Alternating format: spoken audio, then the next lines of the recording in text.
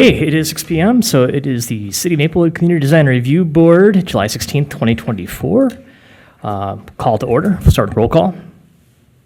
Jason Lamers here. Amanda Reinert is here. And Tom Osmond here. First, we approval agenda. Any updates? Chair and board, staff does not have any amendments to the agenda as presented.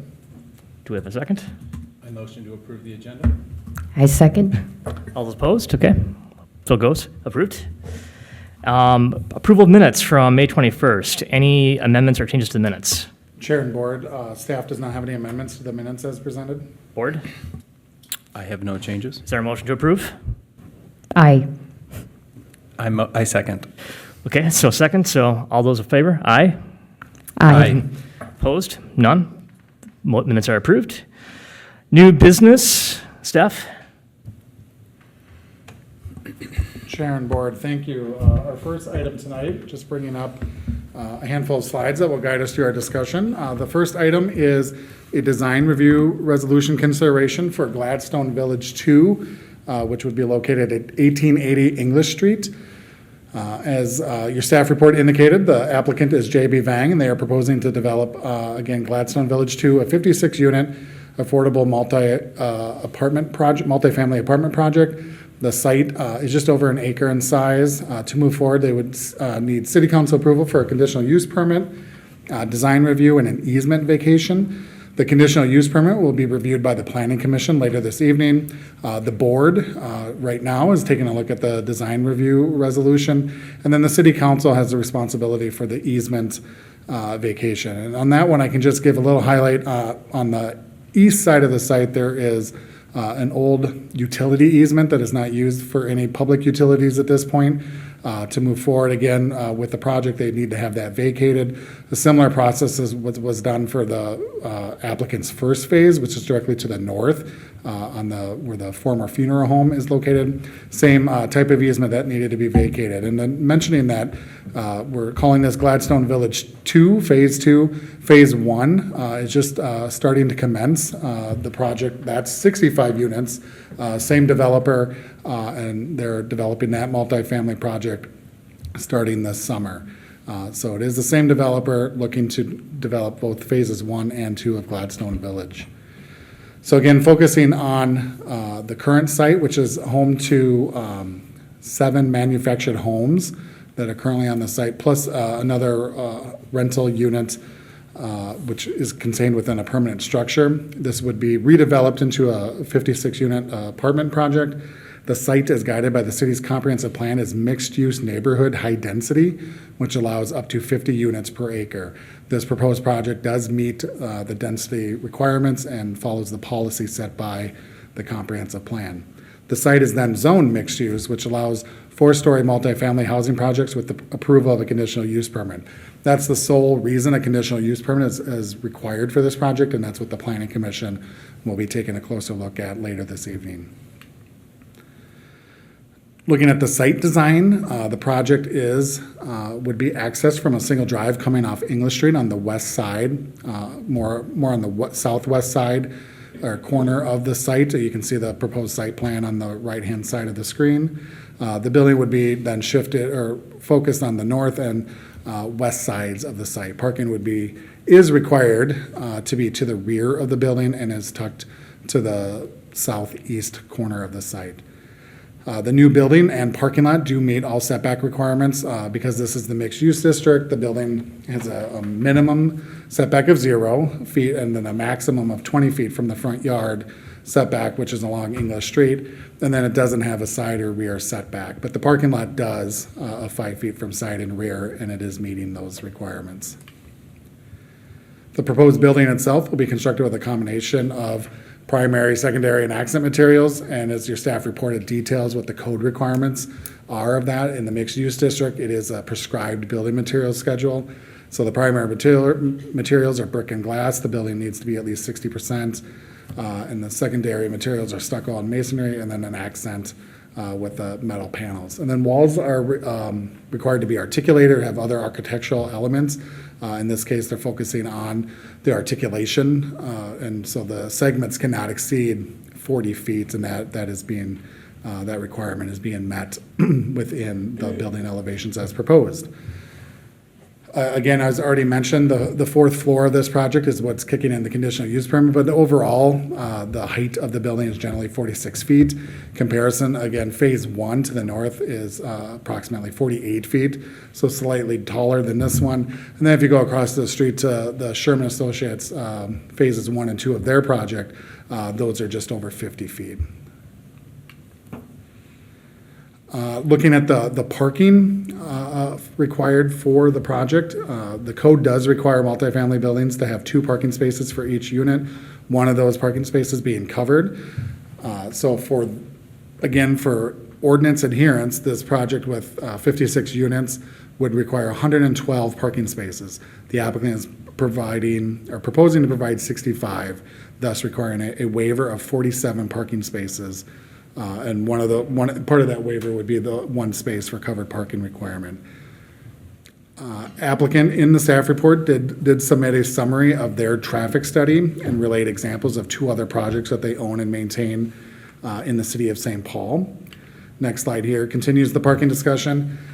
When you look at the mix, and again, this information is coming from the applicant, but the board is encouraged to consider this information as they look at the project. The applicant states that 14 of those 56 units would be dedicated to supportive housing, so individuals that coming out of homelessness, and then also 7 units set aside for individuals with disability. The applicant stated those 14 units would not have a vehicle associated with them. If you do factor that aspect in, then their parking ratio is just over 1.5 per unit, which is a similar ratio that the city approved for phase 1.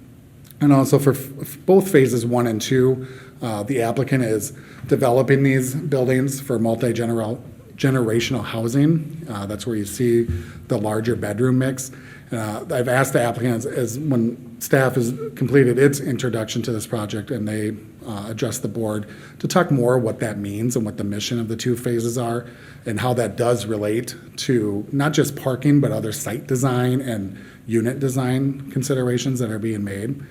And then I do want to point out there is current transit access. Route 64 runs right along English. Actually, the stop is kind of in the area between the 2 phases. So it is located to a positive fashion to these 2 developments. And that Route 64 does provide connections to Maplewood Mall, the grocery stores on 11th Avenue and White Bear Avenue, so both the Hy-Vee and the Cub, and then downtown St. Paul. And the frequency of the Route 64 to this stop is, anywhere from 20 to 30 minutes, depending on the time of day. So there is good connectivity from a transit access standpoint to this site. And then I also want to point out one other factor. There are sidewalks on the west side of English, and they lead well to the bus stop that's on that side of the street. There currently is not a sidewalk on the east side. So getting to that bus stop on English Street is somewhat of an adventure at times right now. Both phases 1 and 2 would add that sidewalk connectivity from Frost Avenue down English to front both those phases. So having that sidewalk definitely would be an improvement over existing conditions. From a landscape perspective, the applicant is proposing to remove 9 of the 10 significant trees on the site. The code does require then, based on the size and the significance of those trees, to have 154 new trees planted. The applicant is proposing 74. The applicant, based on code requirements, has the option of either revising the landscape plan and adding more trees or paying into the city's tree fund. And so based on the conditions of approval that are being recommended within the design review resolution, the applicant would continue to work with the city's environmental planner to ensure the tree replacement requirements are met, again, either through additional landscaping or paying into the fund. Staff did send a public hearing notice to properties within 500 feet, just again to encourage them to attend the public hearing later this evening. At the time of the publishing of this report, the staff had not received any comments. We did receive one comment in that interim period that is on the screen before you. We'll leave it up here a little bit if you want to be able to read through it. Essentially is stating concerns about the parking proposed on the site. This property owner owns a couple vacant properties on east of the Bruce Vento Trail, but does not live at that site. They live elsewhere in the metro. But again, the focus of this letter is again stating concerns of the parking being proposed. This letter will be included with the staff report that goes to City Council next month. So I'll just give a few seconds here to browse through that, and then we'll move on to the next slide. And then if you want to come back and focus on any questions or more comments on this letter, we can do that. So just looking at process, as mentioned tonight, CDRB right now looking at the design aspect of the project. Later this evening, Planning Commission will look at the CUP for the 4 stories. And then the City Council is tentatively scheduled to review this project at its meeting on August 12th. Staff is recommending approval of the design review resolution with the conditions outlined in your staff report. At this point, the applicant is present, and I would ask the chair to invite them up to give an overview of the project and address some of the aspects of the parking situation. Please step up to the podium and sign in. Oh. I don't know who's first. No worries.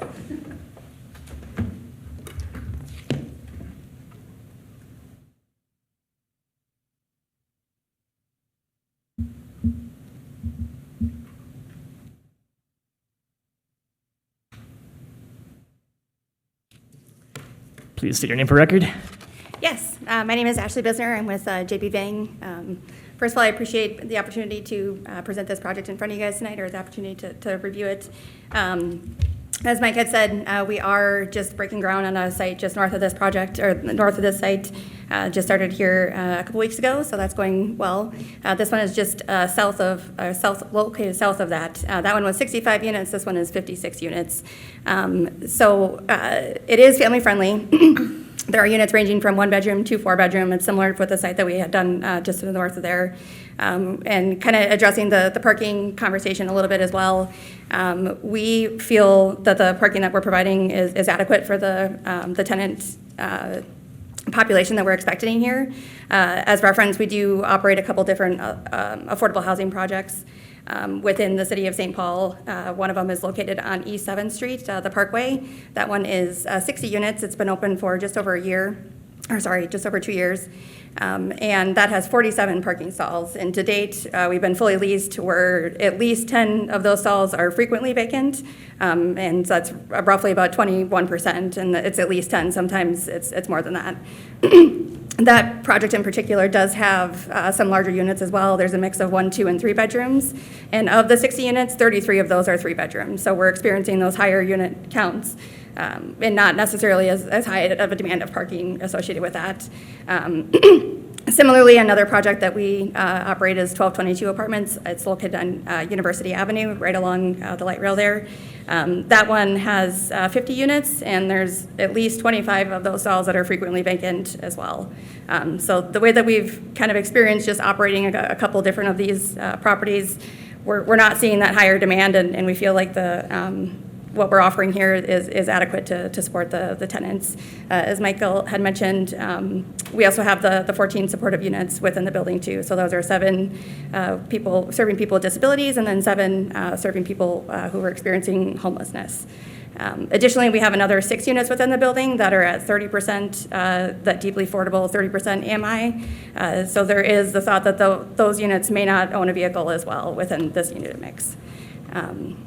Aside from that, we are planning to hopefully start construction here early this next year, obviously depending the proposals here tonight and with City Council.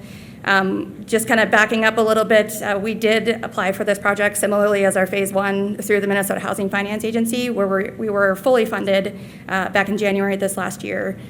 So between the Minnesota Housing Finance Agency, Ramsey County also has almost $3 million that they fully funded to it, as well as our tax credit investors. So the funding is associated with the design that we had submitted, both to you guys and to Minnesota Housing. So it's that 4-story, 56 units with the family-friendly housing. So with that, I can answer any questions you guys might have.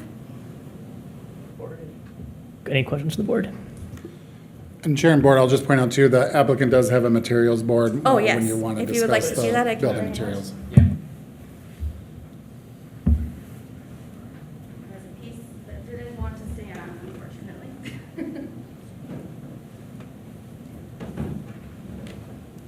This one should be down at number 4. You're welcome to take it, or I can hold it.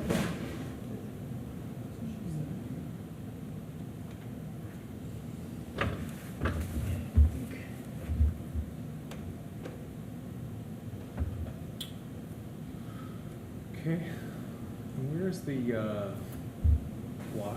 Is that a foundation material or number 2? Come up here, or the spec brick, so it's the brick locations on the building. He was asking about this one. Yeah, that's the base that we hardly see, like right here. Okay, so that doesn't go up vertically? No. Just the clay brick is up vertically? Yeah, just the clay brick. Oh, the right, sorry. Majority is that, and then the accent as well is that.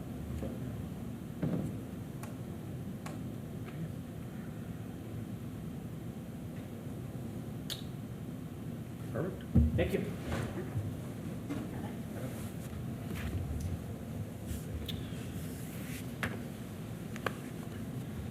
Additional comments?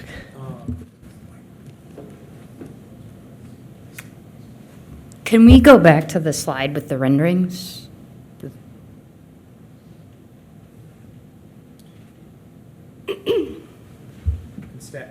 Staff, or applicant, the rooftop equipment and everything on this would be screened for mechanical equipment, is that correct? It's, yeah, screen per the code requirements, would be.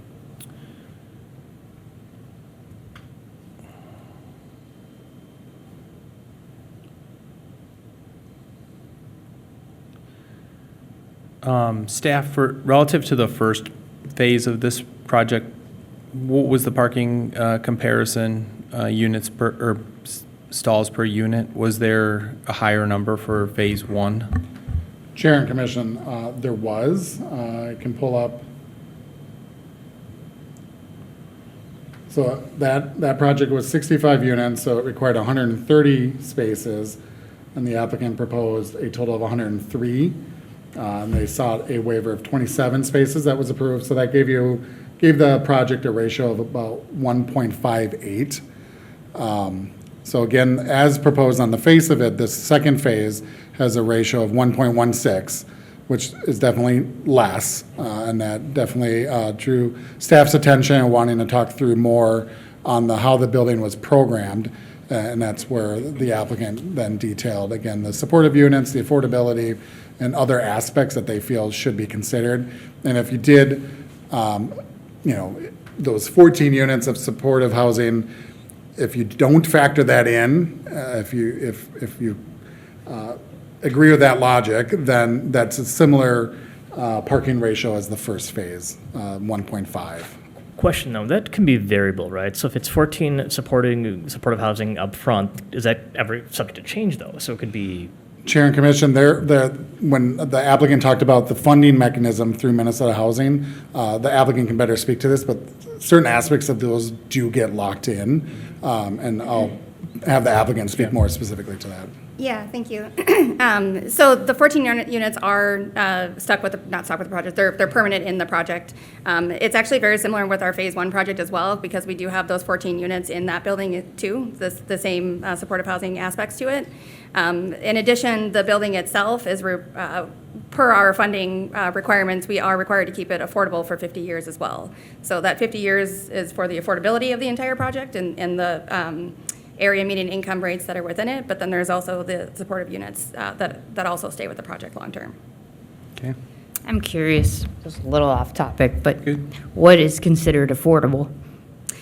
So we have ranges between, we have 30%, 50%, and 60% area median income. And it's a mix throughout the 1 to 3, 4 bedrooms. But like I mentioned, in addition to the 14 supportive units, we also have another 6 that are at that 30% rate. And then the remainder of them settle within the 50 to 60%. And one item that I guess I forgot to mention before regarding to the parking, we do owner's representative projects as well. So a project that we're representing an owner on was just approved about a year ago in Oakdale, and they have 1-to-1 parking ratios as far as what they have required, and it was approved that way. I know it's a different city, so it's a different requirement, but that is actually a market rate project, and they were comfortable with that proposal as well. It's tough to predict, what it's gonna be, with multi-generational housing, families, eventually get drivers, eventually people want cars. And Yeah. That's where the concerns become real. And then years down the road, you have a situation where you have too many vehicles in the parking lot. So I don't know. It's a tough one. Thoughts? Are there other vehicles, you mentioned people with disabilities and things like that. Is that kind of factored into? It's factored into those 14 units that we're not anticipating to have vehicles. I mean, there may be, some type of support that they're getting associated with the vehicle, but we're not expecting it to be there full-time. And just based on kind of the other properties that we operate, we don't have any other, the 2 that I had mentioned before do not have the same supportive units, but they do have some deeply affordable units as well, and we're just experiencing that huge kind of gap in not being full. Are parking stalls allocated to individual units or, renters, or is it first come, first serve? It's first come, first serve, and each tenant we would start off at, or each unit, I should say, would receive 1 stall. If there's an abundance after that aren't being used, that we're experiencing now, then we could offer a second stall if there were a specific unit that would want more than 1. Is there, not to belabor the parking, but is there visitor spots that are always visitor spots then? Yes. Okay. Yep. How many do you anticipate would be visitor only then? I don't know the exact count, but I would say anywhere between 2 to 4 is typically what we would see. I should say we haven't physically specified those yet, but that's typically what we would see as far as that's concerned.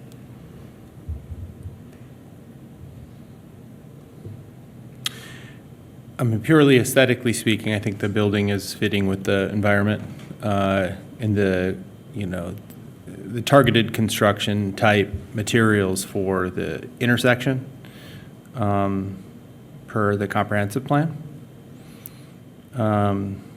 I don't think you could fit any more trees, or there'll be hard to put more trees on the site. It's already packed out. Staff, relative to the bus rapid transit to the east, it angles a little bit away from this, and so phase 1 there was more space there. Phase 2, it feels like that is right on top of the BRT. Will there be screening there once, assuming the BRT were to move forward? Sure, Chair and Commission, yeah, I'm part of that discussion, which there's an open house tomorrow night at the Maplewood Community Center if you're interested in learning and giving feedback on the BRT project. They are still considering, the Metropolitan Council, Ramsey County, and then the project partner cities, whether the Vento Trail is a corridor to be considered or White Bear Avenue. So both those are still in play. If it were to stay located on the Vento Trail, yes, screening was a huge factor next to residential properties, both single-family and multifamily. And then that does play to a larger transit question. If it does ultimately locate on White Bear Avenue, we would expect then routes like 64 or other new routes to eventually serve as feeder lines to that bus rapid transit. So regardless of what corridor it lands on, if the BRT moves forward, we would expect not just this site, but there's other multifamily projects obviously under consideration or under progress in this neighborhood that would be well served by transit. But to get to your point, yes, if something were ultimately constructed, screening is a big factor. kind of answers my question. Chair and Commission, the engineering plans and design plans have not gone to a level Yeah. of where we know, yes, screening here versus there. But I do know that it would take a property-by-property sensitivity to understand what those conditions were. Okay. Much better. And I know when the improvements to English, for instance, at the 36 corridor happened, staff and city spent time working with citizens. And on one side, there's a highway wall, and on the other side, it's a vegetative barrier. So trust city to respond to that. I don't think I have any more questions. I think the scope of design, it's well done. Relative to the leasing component, what flexibility between the two phases? Because you have more parking in phase one than you do in phase two.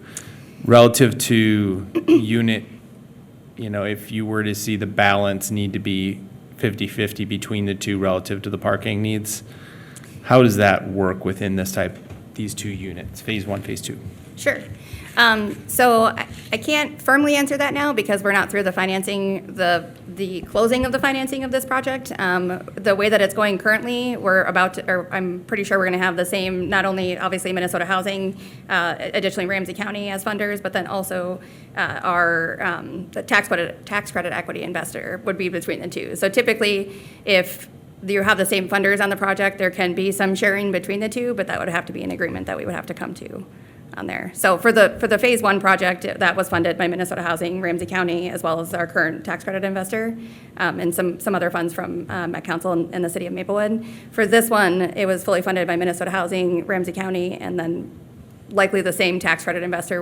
We're planning to finish the finance closing of the project at the end of the year.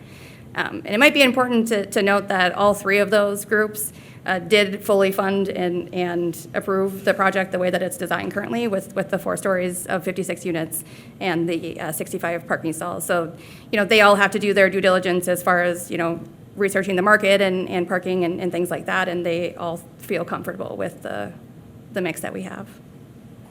And staff, we're not weighing in on the 4 stories. It's the design, it's the parking, it's the landscape and Chair and civil Commission, or plans. Chair and Board, correct. I mean, in terms of how the 4-story relates into design of the overall site, I think there's a nexus there. But if it's appropriate or not, I would feel that's more of a planning commission review. So to clarify, the decision we make is on design, on aesthetic, and the parking situation, which we've talked about quite a bit. It's more into planning commissions.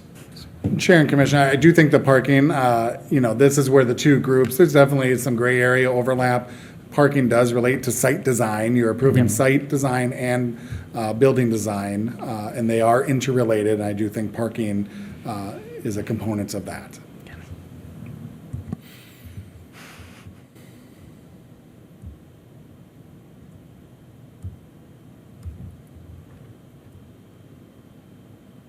Can you bring the plan back up, staff? Chair and Board, the site plan here? Yes, thank you. Okay.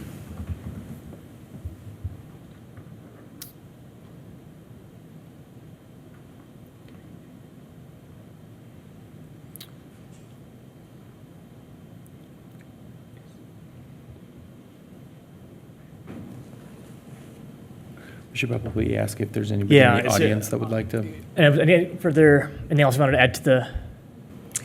I think the only other thing that I had tossed or put into the kind of the summary on the traffic memo and the parking, that our traffic memo that we did with SRF Consulting Group only projects about a 3% increase of traffic by the addition of this project.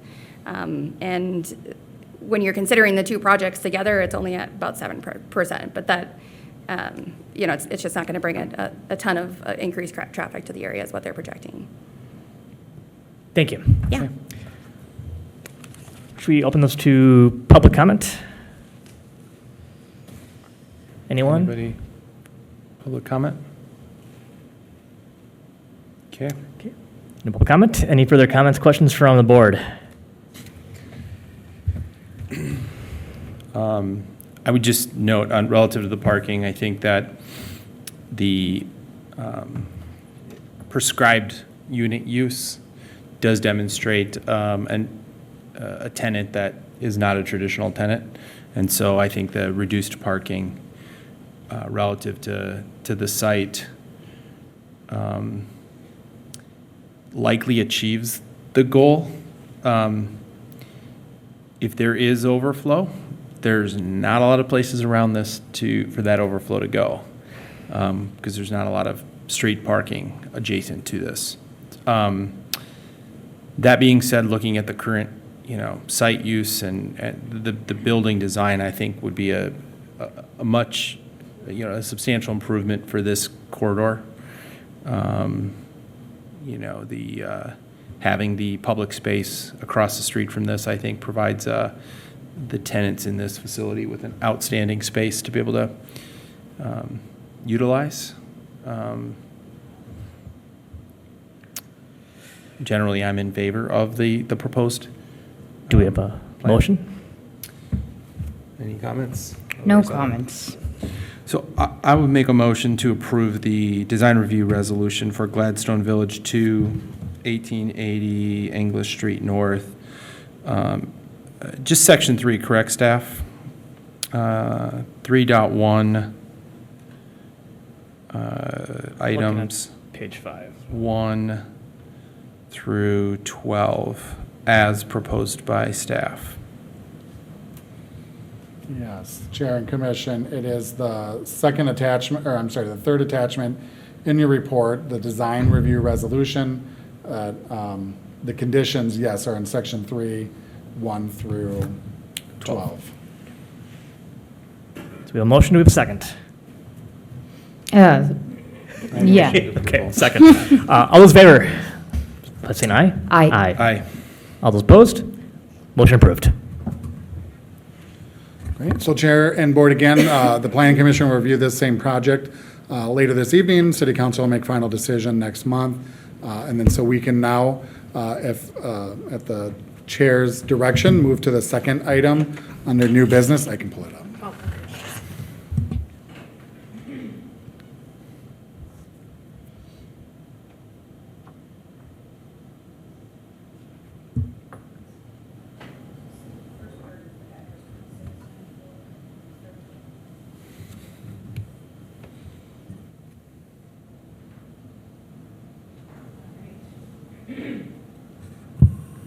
Good evening, Chair and Vice Chair and Board. Hampton Companies proposes to construct a 4,500 square foot office and warehouse building at 2694 Maplewood Drive. The site is just under a half acre, currently vacant manufacturing property. They're requesting approval for a conditional use permit and design review. Parcel is guided in the comprehensive plan for commercial. The future land use guidance supports a wide variety of commercial activities, and this would include industrial uses such as a warehouse or office land use. And the proposal meets this intent. The site is zoned M1 light manufacturing, and the proposal to be used for an office and warehouse is permitted. The zoning district also requires a conditional use permit for any building or use that is within 350 feet of a residentially zoned property. The property is adjacent to a single dwelling residential home to the east there, and then the neighborhood as well. So the applicant operates a real estate and construction company in White Bear Lake. This would be an expansion or another location. Again, 4,500 square foot building. This would be used by their roofing and siding division specifically.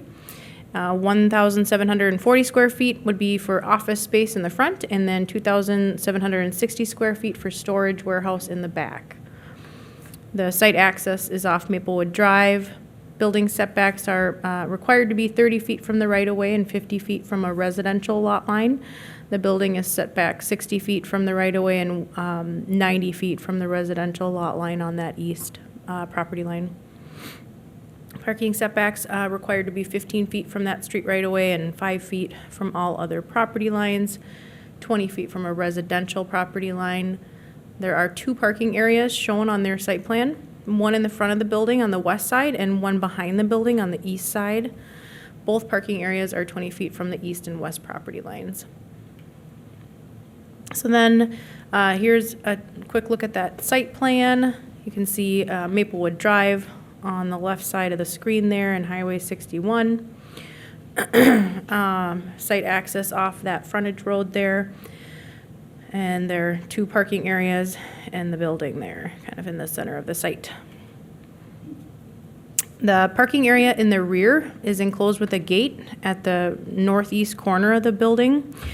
The applicant indicates that employees would primarily use this site, and certainly customers would visit the front offices, but this would be much less frequent occurrence. Parking stall size, they're required to be 9.5 feet wide by 18 feet and drive aisles of 24 feet wide. The 5 stalls in the front parking area are 9.5 feet wide, and the 8 stalls in the rear parking area are shown at 9 feet wide. City's parking code allows for that stall width and length reduction for employee parking, provided that stalls are marked for employees. In this case, the parking area would be behind the building, closed off from kind of the general access with that gate. And again, it would just be that instead of a 9.5 feet, 9 feet wide. The parking they're required to have 1 stall for every 200 square feet of office space, 1 stall for every 1,250 square feet of warehouse space. There are 11 stalls required overall, and they have 13 provided on site. The drive aisle, 24 feet wide drive aisles are required. On the site's north end, on the site plan here, you can see it narrows to 16 feet wide. It's a pretty small site. It's been vacant for a long time. I know since I've started here, I've received calls about what can happen here. And I do think that this, will fit on here. And this was a way for them to provide some parking and storage in the back while still, having a usable building size. Our fire marshal did review this. Initially, it was a little narrower, but there's a provision in the fire code that allows it to be up at 16 feet, provided that it's sprinkled. And then he also did add that they would not be accessing the back of the site regardless with a truck. It just would not make sense. And so there's a door on the east side of the building, northeast side, that would provide them access to that back area. If they need to, they could pull their truck that far.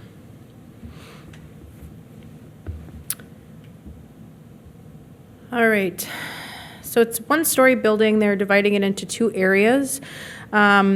And then the front being used as that office space and the back portion for that warehouse space. They do show a future storage, like upper mezzanine area that you can see on this floor plan. It would go over the existing office space. That is not part of their current plan, but it's just been identified. The building's overall height is 19.8 feet. That above office area would be another 1,740 square feet of that future storage area. That would require further review by the city if the applicant pursues this. Just making sure that it meets any applicable building codes. And here are the site renderings. This is the front of the building. Primary colors are kind of shades of gray and black. The exterior building materials combine a LP smart siding and LP shakes with stone base and architectural shingles.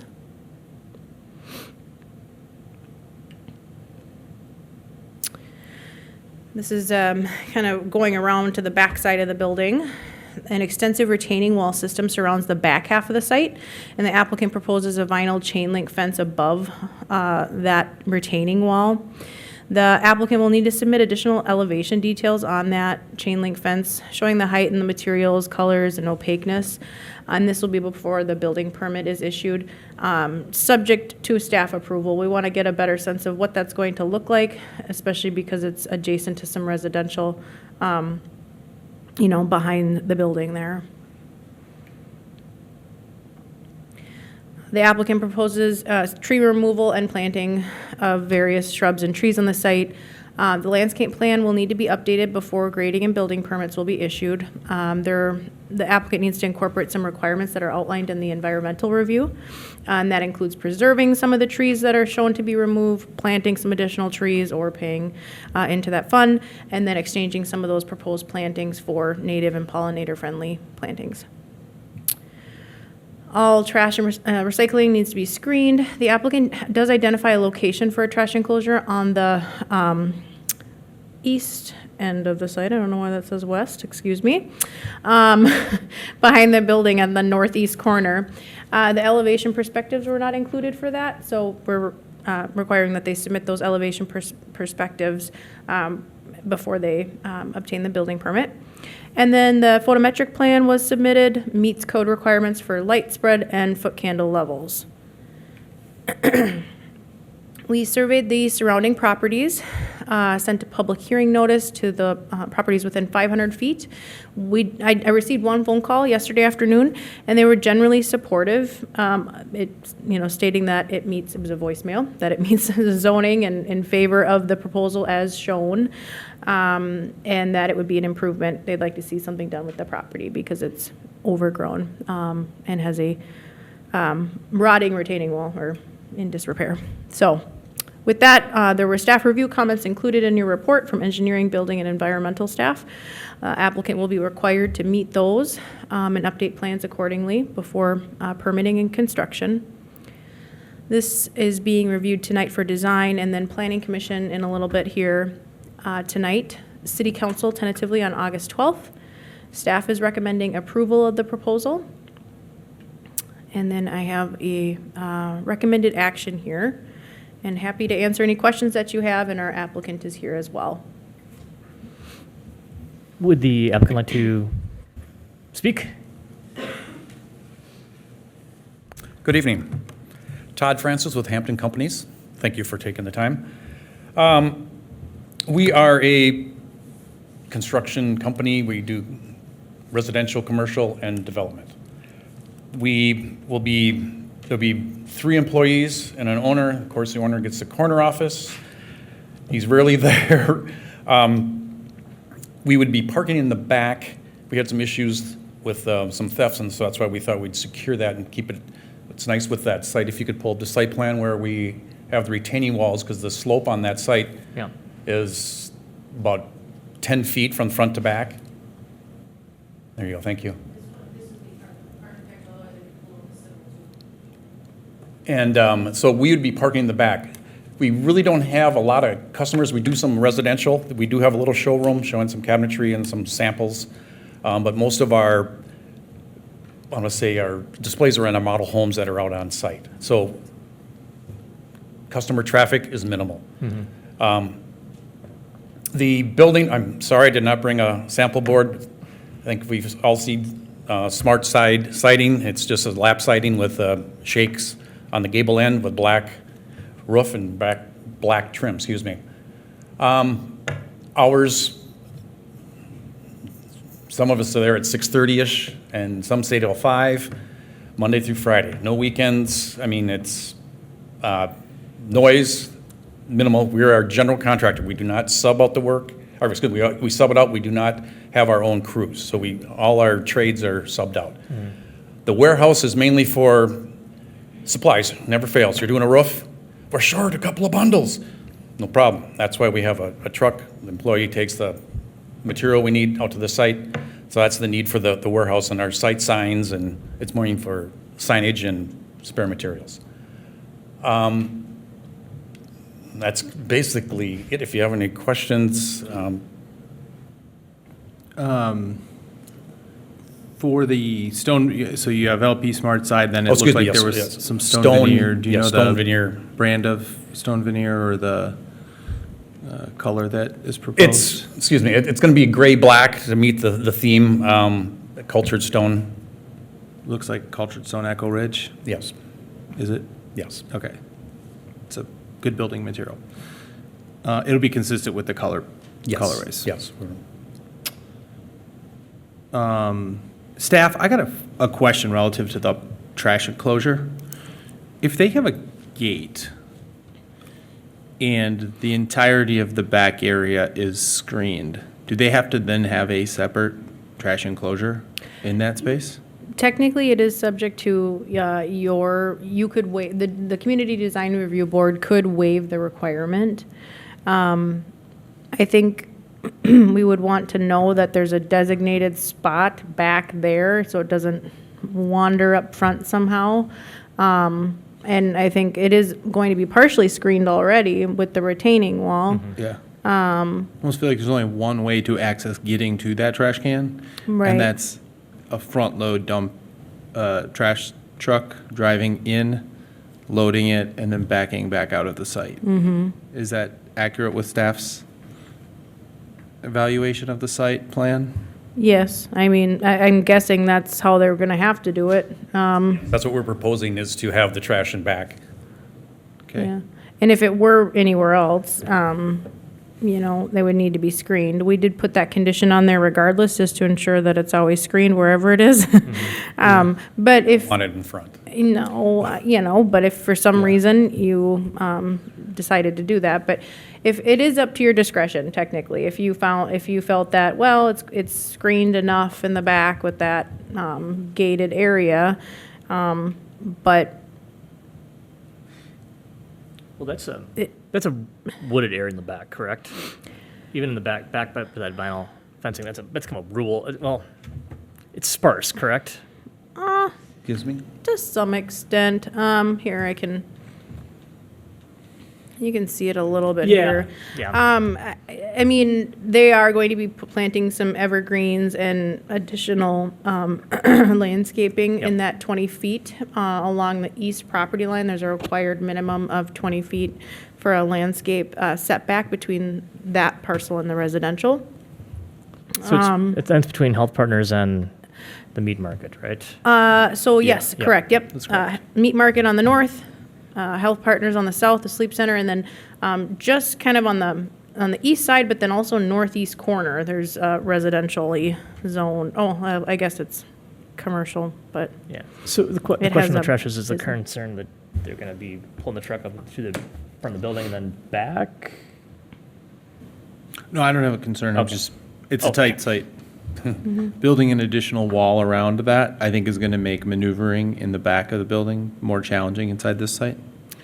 right. And if there is a concealed gate, so that from the frontage road, you look back, you won't be able to see as long as the fence heights. Now, you said you. As long as the fence gate's always heights- shut, yeah. The gate height and the fence heights need to be Right. submitted? So I think they said it was 4 feet, if I. Because the gate.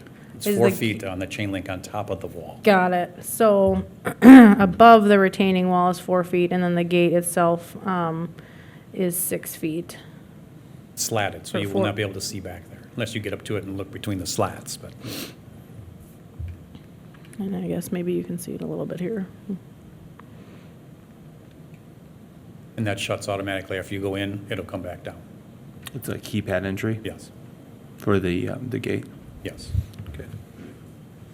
Where's the mechanical equipment? Is that in the rear of the building? It is inside, Oh, it's all in a storage? yes. In It's the basically warehouse a area? residential furnace. It's in a small, it's not like a big makeup air unit, so Okay.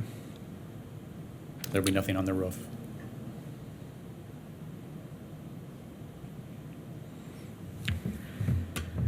Further questions? Board? Questions over here, Amanda? Looks good to me. Okay. Do we have a motion to proceed?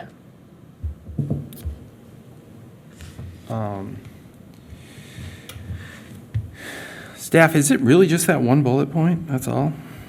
Yes. Because the permit is still contingent upon their fence screening materials being approved, correct? Correct. Okay, so that's not a separate bullet point. That would need to be called out? Chair and Wait, Commission, this I is so on the first page of your staff report, this is the motion that refers to the resolution that has the typical conditions of approval. Okay, yeah, I Okay. see what you're saying. So, the resolutions are going to be, starting on page Section. 10 of 64 is the, oh, I'm sorry, that's Mike's. Whoops-a-doozle. Section, It's gonna be, section 40. 5.01. page 41 of 64.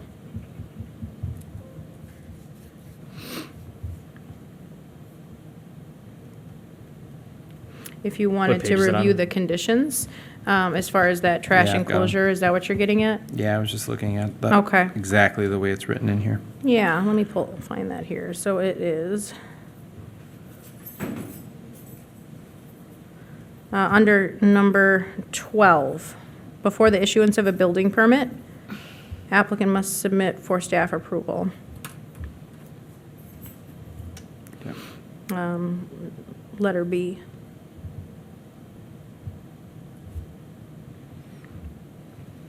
Okay.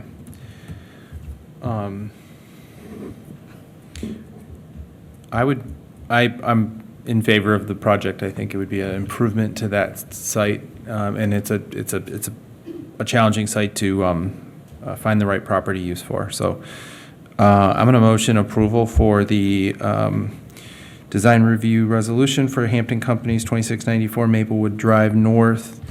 The items 5.01, 1 through 7.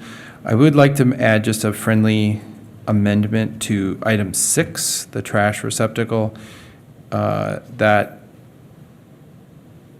assuming the trash is stored in the rear of the building, the gate has a keypad that it meets the enclosure Yeah. requirements to make sure that that site, from a function perspective, doesn't get strapped by adding an additional generic wall inside of an already screened area. And we can just maybe modify that to say that all trash needs to be in the rear parking lot behind the gate, or if it's located elsewhere on the site, it needs to be screened per If it- code. yep. Or something like that. That would be great. Okay. Do we have a second? I second. All those in favor?